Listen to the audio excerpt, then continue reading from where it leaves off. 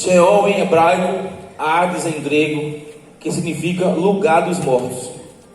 Quem morre vai para lá. Tanto a palavra Sheol como a palavra Hades significam a mesma coisa, região dos mortos, para onde todos os que morrem vão. Agora lá dentro é que vira inferno, é lá dentro que está também o seio de Abraão.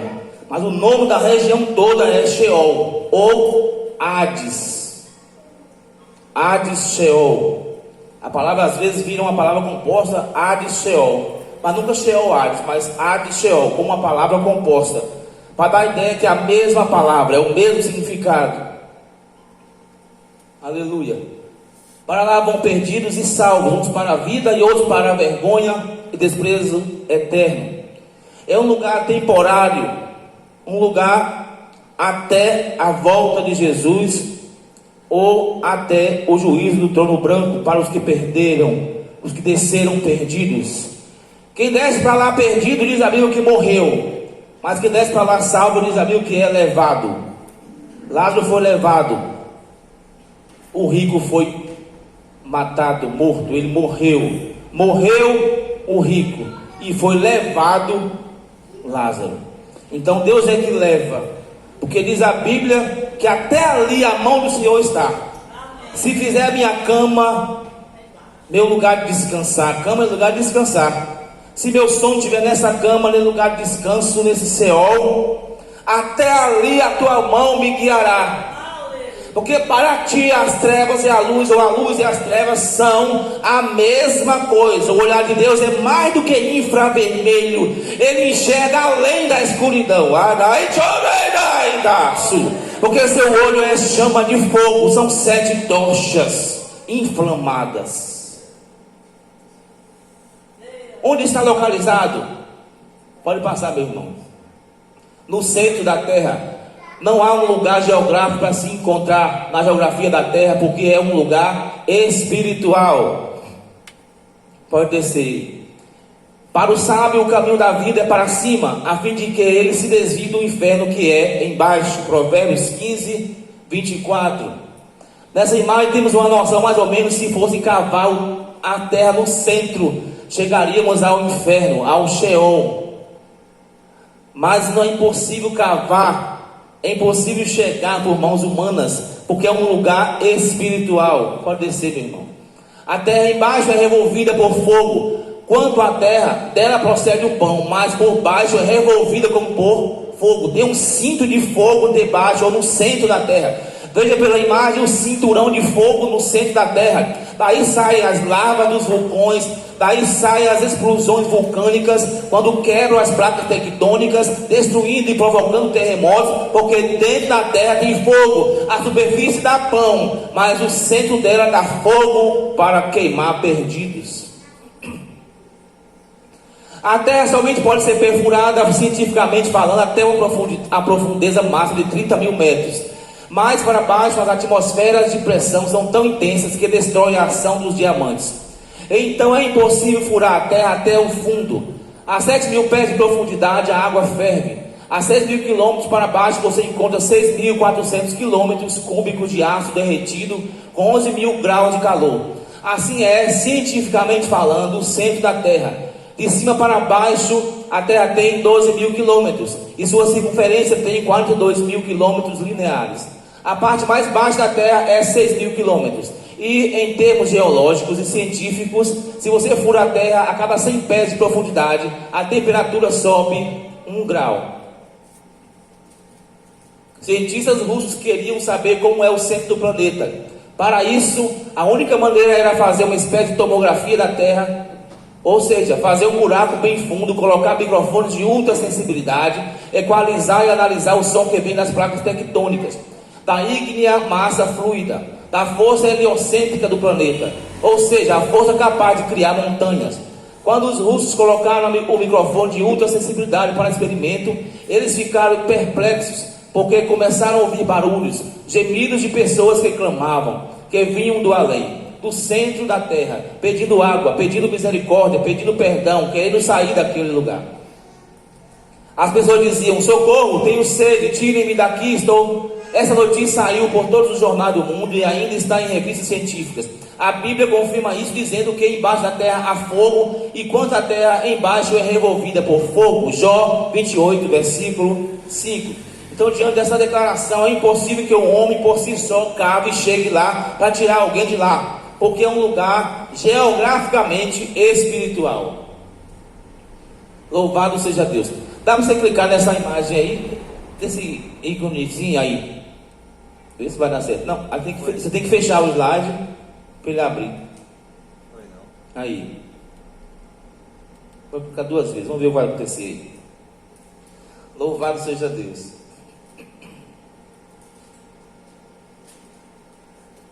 Como as pessoas chegam até esse lugar? Aí estamos vendo um acidente, porque alguém não usou o cinto de segurança, houve uma batida, na certa morte, e o espírito saindo do corpo e indo para Deus que o deu.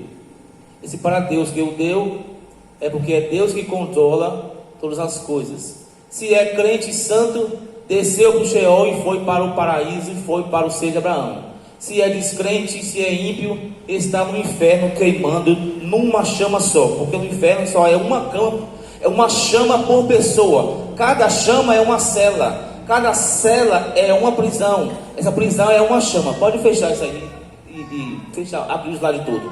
Então lá dentro no inferno queima uma chama por pessoa, de acordo com o delito. Pode pular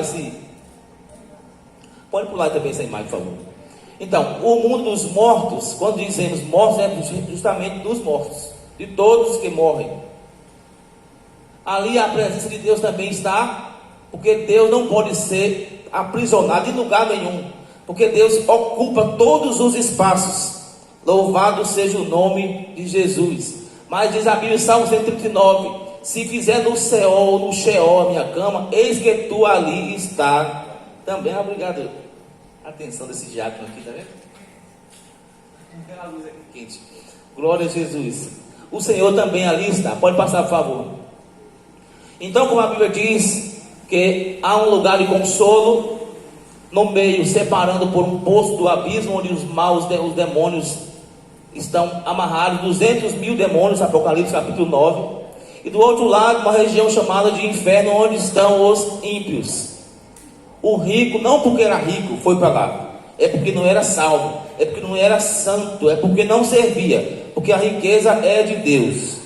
O de cá não é porque era simplesinho, porque era fraquinho, por isso foi para cá, é porque serviu, é porque temeu, é porque serviu a Deus em espírito e em verdade. Pode passar, por favor.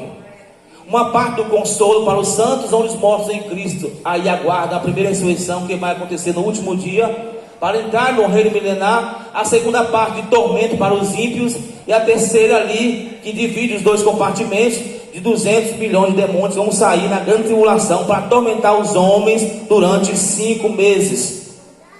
Louvado seja Deus. Então, como já vimos, o inferno é para baixo.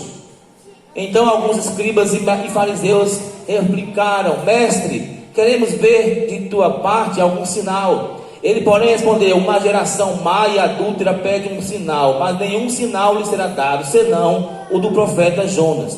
Porque assim como esteve Jonas 3 dias e 3 noites no ventre do peixe, ou do grande peixe, assim o Filho do Homem estará 3 dias e 3 noites no coração da terra. Então, enquanto o mundo quer ver milagres, Jesus vai mostrar o inferno. Enquanto o mundo quer ver Jesus fazer proezas, Jesus quer mostrar para eles a perdição, para que eles caiam em si e se arrependam. Louvado seja Deus. Jesus, depois que subiu aos céus, antes de subir aos céus, após sua morte, ele desceu às regiões mais baixas e pregou aos espíritos em prisão, as pessoas, os espíritos das pessoas em prisão. Então Jonas, no ventre do peixe, orou ao Senhor, seu Deus, e disse: na minha angústia clamei ao Senhor, e ele me respondeu. Do ventre do abismo, ou do Sheol, gritei, e tu me ouviste a voz. Para Jonas, aquele onde ele estava, dentro daquele compartimento de tantas águas, daquele peixe, para ele era como fosse o Sheol, para ele era como fosse o inferno, para ele é como fosse o lugar da perdição. Então o inferno é Para a mesma coisa não pereceu o seu real. O que é a palavra? Eu já falando isso aqui, pode passar, irmão. Então o inferno é um lugar espiritual, sobrenatural, para onde destinam-se espíritos pessoais sobrenaturais. O homem foi feito alma vivente. É o corpo com o sopro. Misturando o corpo com o sopro, transformou isto em alma. A alma é a pessoa toda. Por isso a Bíblia diz: é uma alma vivente, é uma pessoa que vive, é uma vida. A partir do momento que essa vida sai do corpo, o corpo não é mais nada. Por isso quando alguém morre, vai chegar o corpo, não vai chegar José, Maria, Cicrano, vai chegar o corpo da pessoa, porque a pessoa não estava mais, já está em outra dimensão. Então a pessoa na realidade é o que? É o que está dentro de nós. Isso aqui é só capa, mais nada, capa, literalmente capa, o invólucro do que verdadeiramente importa, o espírito, a pessoa, a sua alma. Então a palavra é entendida como condenação, lago de fogo. Agora vamos ver o que significa essa palavra no sentido mais amplo. A palavra inferno significa mundo inferior ou lugares baixos.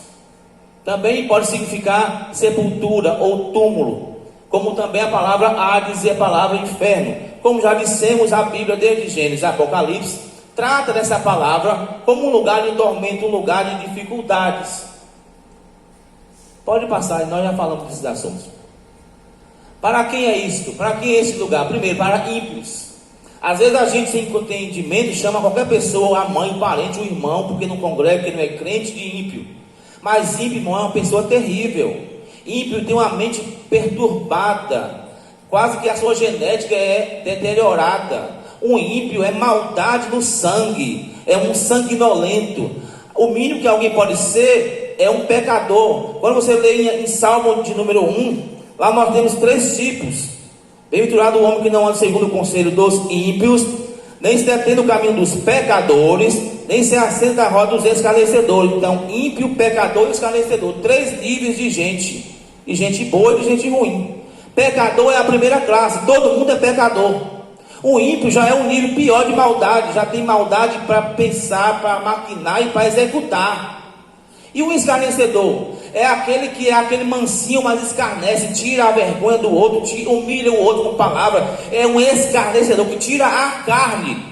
É como que despostar uma carne de uma vaca. A pessoa não se importa com o outro e humilha e fala e degrada, degride, agride a moral da pessoa. Isso é escarnecedor, que junta em rodinhas, em grupinhos para matar o outro.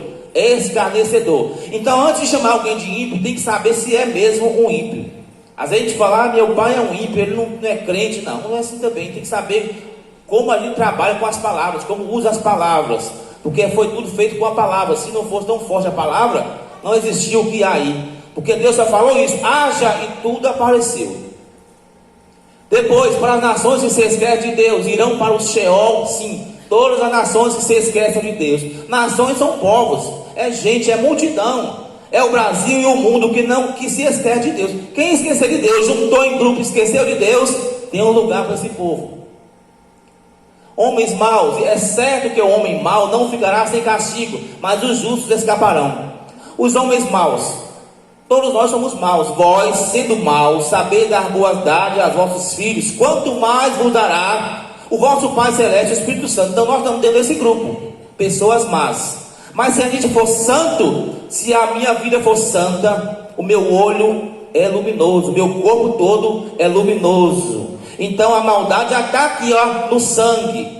Ninguém precisa falar o que é raiva, o que é ira, o que é mágoa. Eu sei isso de cor e salteado. Agora cabe a mim lidar com isso e rejeitar o mal que já está comigo. Por isso a Bíblia diz: aparta do mal, faz o bem, e verdadeiramente serás alimentado. Então, para qualquer mal que está junto dos homens pecadores, também está preparado o inferno. Mas diz a Bíblia que os justos escaparão. Quem é justo aqui? Ninguém. Só debaixo do sangue de Jesus. Aí sim, nós somos justos, porque Ele nos justificou. E se Ele nos justificou, quem nos condenará? Amém? O que é esse lugar? Primeiro, é um lugar onde nem mesmo os demônios querem ir. E as pessoas que estão com raiva mandam logo para o inferno. Vai para o inferno. Mas os demônios estavam naquele homem gadareno, nem queriam ir para lá, que sabe que lá é um lugar de tormento. Mas os homens acham tão fácil mandar as pessoas, por qualquer motivo, para o inferno. Perguntou-lhe Jesus: qual é o teu nome? Respondeu ele: Legião, porque tinham entrado nele muitos demônios, e rogavam-lhe que não os mandasse para o abismo. E todos conhecem a história. Eles pediram que fossem enviados para a manada de porcos. Eles entraram nos porcos quando saiu do homem gadareno. Veja que alguns não comem carne de porco, mas o problema não era a carne do porco, não era o porco que era o problema, era a carne do homem que os demônios estavam, não era a carne do porco. Aí os demônios pedem para ir para o porco, e eles entram no porco, e quando entram no porco, os porcos ficam perturbados e caem no precipício. O que acontece? Os demônios saem, eles não descem para o inferno, eles voltam para o mundo espiritual, porque são espíritos. No precipício dos porcos, no despenhadeiro, isso não significa que os demônios caíram também dentro do inferno. Apenas saíram dos corpos dos porcos e voltaram para o mundo espiritual. Então é um lugar que nem esses demônios querem ir, porque é um lugar de sofrimento. Lugar onde o fogo somente queima uma labareda para cada pessoa, enquanto no lago de fogo os pecadores nadarão no fogo. Ah, Pai Abraão, envia-me Lázaro, para que bole na água a ponta do dedo e me refresque a língua, porque estou atormentado nesta. Não é nessas, nem nestas, mas nesta. Então era uma chama só que o queimava. Cada pessoa que vai para ali dentro vai para uma chama específica. O grau da queimadura é de acordo com o delito, iguais às celas de uma prisão.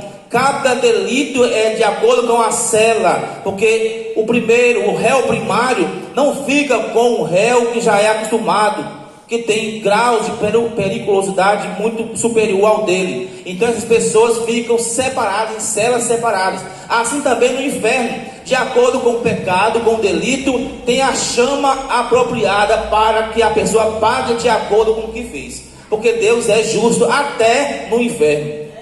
Até no inferno Deus age com justiça. Lugar onde o fogo nunca se apaga. Melhor entrar na vida do que ir para o inferno, para o fogo que nunca se apaga, porque cada um será salgado com fogo. Então esse fogo é misturado com enxofre, que acaba salgando. Não deteriora, não consome, não acaba, não aniquila o corpo. Ele conserva enquanto queima. Por isso que é sal, enxofre e fogo. Porque essa matéria não vai acabar. Quando Deus vai destruir o ímpio, é uma destruição no sentido da palavra, mas não no sentido literal. Porque os homens não vão ser destruídos, nem aniquilados, nem dissolverão em cinza, mas viverão para sempre em tormento.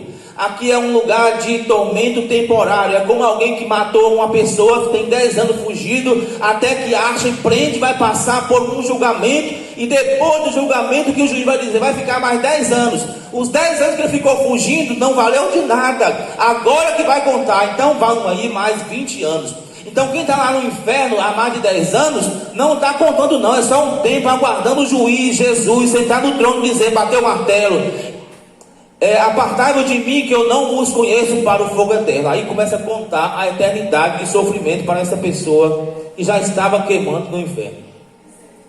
Lugar onde o verbo existente no inferno nunca morre, onde o seu verbo não morre e o fogo não se apaga. Está derrubado até o inferno a tua pompa. Isaías 114.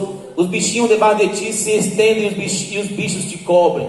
A sequidão e o calor desfazem as águas da neve. Assim faz o inferno aos que pecaram. Amado, e se esquecerá dele. Os vermes o comerão gostosamente. Não será mais lembrado. E a iniquidade se quebrará como a árvore. Quer dizer, a pompa, o eu, o orgulho, não vai ser nada aí dentro. Porque a própria carne vai se incumbir de apodrecer viva. E os bichos que vão nascer por si só vão comendo, mas não vão aniquilando. Porque fogo e enxofre para conservar. Enquanto a queimadura do fogo queima e traz sofrimento e provoca ranger de dentes. Louvado seja Deus. Lugar onde o fogo é um tipo de sal que preserva a vida dos condenados para que sofram no inferno sem provar a morte. Melhor entrar na vida do que ir para o inferno, para o fogo que nunca se apaga, porque cada um será salgado com fogo. Então é para que não prove a morte, não perca a vida, porque não vai haver morte no inferno. Tem vida lá dentro, mas vida de sofrimento. Lugar onde os condenados sofrendo esperam o dia da saída para o julgamento do trono branco, para após ser lançado no lago de fogo. E viu os mortos, grandes e pequenos, em pé diante do trono, e foram julgados. e todo aquele que não foi achado escrito no livro da vida foi lançado no lago de fogo. Esse pessoal saiu do inferno, está sendo julgado e agora foi riscado o nome do livro da vida e estão lançados no lago de fogo. Então o lago de fogo é maior do que o próprio inferno, porque o próprio inferno, um lugar lá debaixo da terra, vai sair para ser lançado dentro do lago de fogo.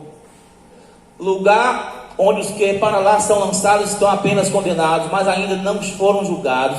Por isso aguardam o juízo do trono branco para receberem a sentença final do lago de fogo. Eu falei isso agora, pode passar, irmão. Lugar onde não há segunda chance. Aos hebreus, aos homens está condenado ou ordenado morrer uma só vez depois do juízo. 1 de Pedro: Cristo foi e pregou aos espíritos em prisão, os quais no outro tempo foram rebeldes, quando a longanimidade de Deus esperava, nos dias de Noé, enquanto se preparava a arca.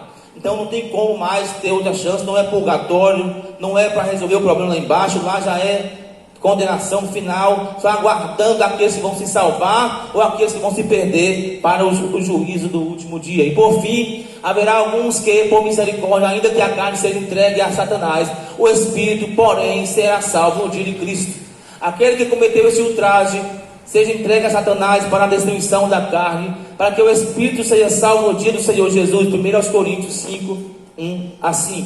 Quando lemos esses versículos, vemos uns crentes santos demais, cheios de dons, cheios de bênção, mas um adulterava, o outro vivia uma vida incestuosa, ficava com o pai, com a mãe, com os parentes, e uma degradação moral terrível dentro da própria igreja, uma igreja cheia de dons. E Paulo chegou para esse povo e disse: eu quero entregar essa pessoa para Satanás, para que ela possa sair da igreja, desviar, pagar comer o pão que o diabo amassou lá fora, mas na última hora, na cama, no leito de dor, ainda aceitar Jesus, para que o espírito seja salvo, porque não pode salvar espírito no inferno, se salva na terra. Então alguém que Deus permitiu sair da igreja porque estava brincando com as coisas santas, Deus deixa pagar o preço lá fora, e alguns têm chance e vai lá no mercado, vai lá no meio da rua, vai lá num posto, numa cama, num leito de dor, chama o pastor, chama o irmão, ora por mim que eu vou morrer e eu quero ser salvo. Deus ainda dá uma chance. Alguns Deus deu a chance para vir para a igreja e congregar e viver uma vida. Hoje não, Deus